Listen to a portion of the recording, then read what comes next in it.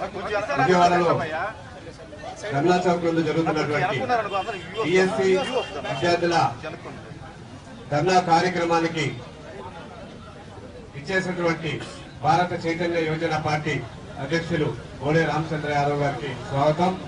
మనం చూస్తున్నాం ఈ రాష్ట్రంలో జరుగుతున్నటువంటి అన్యాయాలు, దగ, కుట్ర, అన్ని సామాజిక వర్గాల కోసం నేనున్నానంటూ పోరాడుతున్నటువంటి ఏకైక వ్యక్తి మన బోడే రామచంద్ర యాదవ్ గారు.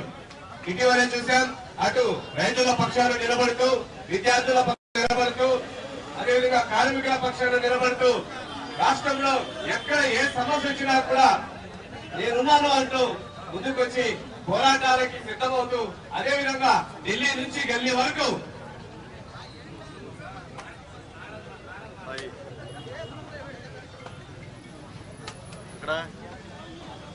గల్లీ నుంచి ఢిల్లీ వరకు పోరాటాలను తీసుకువెళ్తూ ఎన్నో విజయాలు సాధించినటువంటి వ్యక్తి మన బోడే రామచంద్ర యాదవ్ గారు. ఇటీవలే ఆ క్రమంలో ఈ రోజు రాష్ట్రంలో డిఎస్సి విద్యార్థులు ఎదుర్కొంటున్నటువంటి సమస్యలపై స్పందించడానికి మన భారత చైతన్య యోజన పార్టీ అధ్యక్షులు బోడే రామచంద్ర యాదవ్ గారు ఇచ్చడం చాలా సంతోషంగా. ముఖ్యంగా డిఎస్సి అభ్యర్థులు 2 ముఖ్యమైన పాయింట్లు ఏమిటి అంటే ఏజ్ రిలాక్సేషన్ 47 సంవత్సరాలు మరియు పేపర్ రెగ్యులరైజేషన్ మరియు టెట్ కండక్ట్ చేయాలని, వీటిని ఎలా అయినా సరే అమలు చేసే విధంగా బీసీవై పార్టీ పోరాటం ఉంటుందని చెప్పి ఈ సందర్భంగా తెలియజేస్తూ మన డిఎస్సి విద్యార్థులు మాట్లాడతారు. ఇప్పుడు అభ్యర్థులు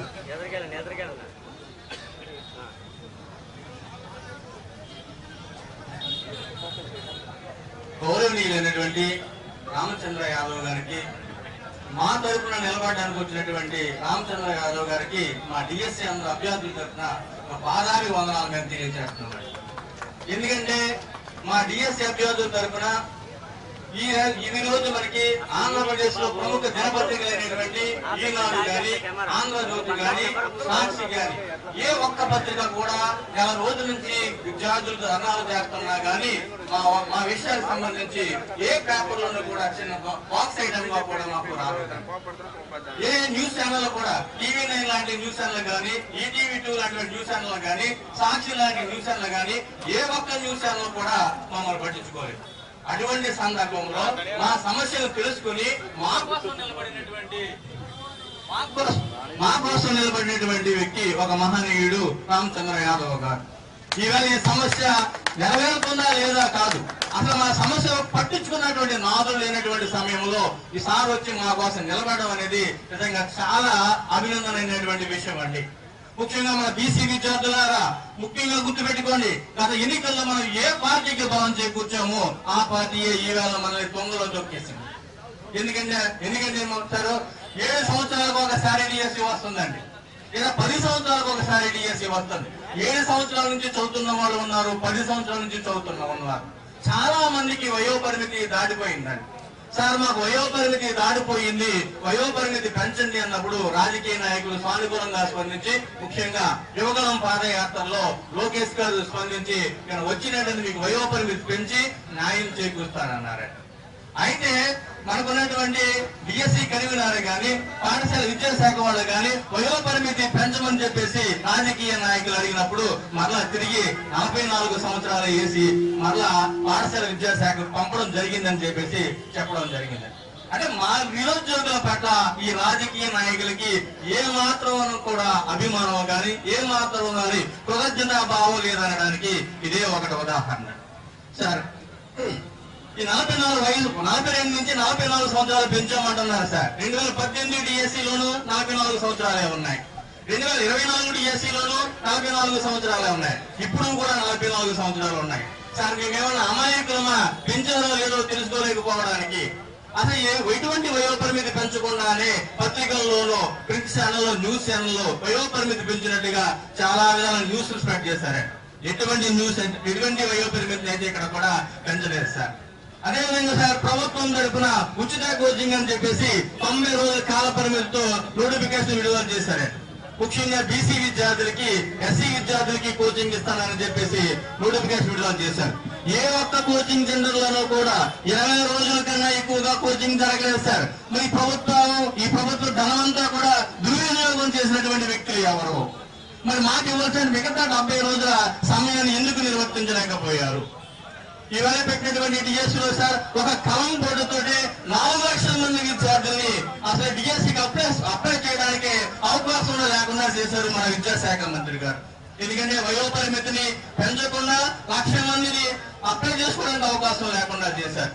సిబిఎస్ఈ చదివినటువంటి విద్యార్థులు అర్హులు కాదని చెప్పేసి 1,00,000 మంది లేకుండా చేశారు. కొత్తగా బయటకు వచ్చినటువంటి బిఎడ్ విద్యార్థులకి డిఎడ్ విద్యార్థులకి అవకాశం ఇవ్వకుండా వాళ్ళు 1,00,000 మందిని తీసి పడేశారు.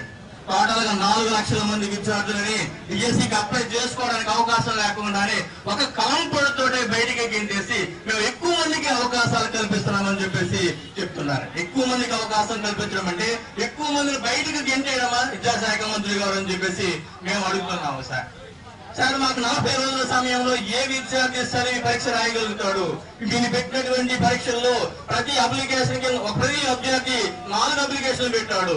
ఒక అభ్యర్థి డిఎస్సి ప్రిపేర్ అవుతున్నాడు, అదే అభ్యర్థి స్కూల్ అసిస్టెంట్ ప్రిపేర్ అవుతున్నాడు, అదే అభ్యర్థి టీజీటీ ప్రిపేర్ అవుతున్నాడు, అదే అభ్యర్థి టీజీటీ ప్రిపేర్ అవుతున్నాడు.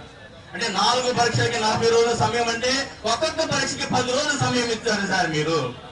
సార్ వాడు గుర్తుపెట్టుకోండి సార్, డిఎస్సి నోటిఫికేషన్ ఇచ్చే ముందు రోజు మందాకృష్ణ యాదవ్ గారు వచ్చి మందాకృష్ణ మాదిక్ గారు వచ్చి అయ్యా నోటిఫికేషన్ రోజు పొడిగించండి మా పిల్లలు నష్టపోతున్నారు అన్నప్పుడు పక్క రాష్ట్రమైనటువంటి వ్యక్తులని కూడా ఆలోచించుకోకుండా మీరు వెంటనే నోటిఫికేషన్ మరుసటి రోజు నేను రద్దు చేసేసారు సార్.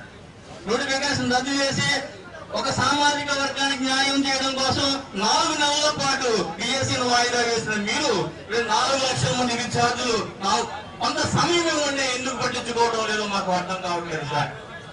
మాకు అర్థం కావట్లేదు వాస్తవంగా సార్. డిఎస్సి కోసం డిఎస్సి అనేది మధ్య తరగతి పిల్లవాడి కళే కాదు, వాళ్ళ యొక్క తల్లిదండ్రులు, వాళ్ళ యొక్క స్నేహితులు, వాళ్ళ యొక్క బంధువుల యొక్క కళ సార్. ఈ కళని మీరు పాటు చేస్తున్నారు. దయచేసి మరొకసారి ఆలోచించండి. డిఎస్సి కోసం ఎవరైతే డిఎస్సి విద్యార్థుల కోరికలు తీర్చలేదు అటువంటి గంటా శ్రీనివాసరావు గారు, అటువంటి బొత్స సత్యనారాయణ గారు ఏమైపోయారో ఒకసారి గుర్తు చేసుకోండి. అటువంటి పరిస్థితి వద్దు సార్. మాకందరికి సమయం ఇవ్వండి, వయోపరిమితి పెంచండి. దీనివల్ల ఆర్థికంగా ఎలాంటి భారం కూడా అని చెప్పేసి మీకు తెలియజేస్తూ ఈ అవకాశం ఇచ్చినటువంటి రామచంద్ర యాదవ్ గారికి, మా తరఫున నిలబడేటువంటి వ్యక్తికి రాబోయే రోజుల్లో ఖచ్చితంగా ఈ రాష్ట్రంలో ఒక ప్రజాస్వామ్య నాయకుడిగా ఖచ్చితంగా ఇవి చూస్తామని చెప్పేసి మా విద్యార్థులందరి తరఫున మీకు హామీ ఇస్తున్నాం సార్.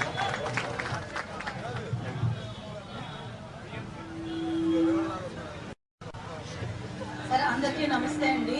ఇక్కడికి వచ్చిన రామచంద్ర యాదవ్ గారికి నమస్తే అండి. ఇప్పుడు మా డిఎస్సి హస్బెండ్ మాట్లాడారు. నేను ఇన్ని మాట్లాడినా కానీ ఒకే ఒక ప్రశ్న అడుగుతాను. నేను దేశం మొత్తం జరిగే నీట్ మాత్రం ఒకే వేదికలో పెట్టగలరు కానీ మా డిఎస్సి ఎగ్జామ్ ఒకే రోజు ఎందుకు పెట్టలేరు సార్? రాష్ట్రంలోనే ఒక ఎగ్జామ్ కండక్ట్ చేయలేరా? దేశం మొత్తం కండక్ట్ చేయగలిగే ఎగ్జాము. దీనికి సమాధానం చెప్పండి. ఏమైనా అంటే బెదిరిస్తున్నారు. నేను యూట్యూబ్ లో డిఎస్సి గురించి నేను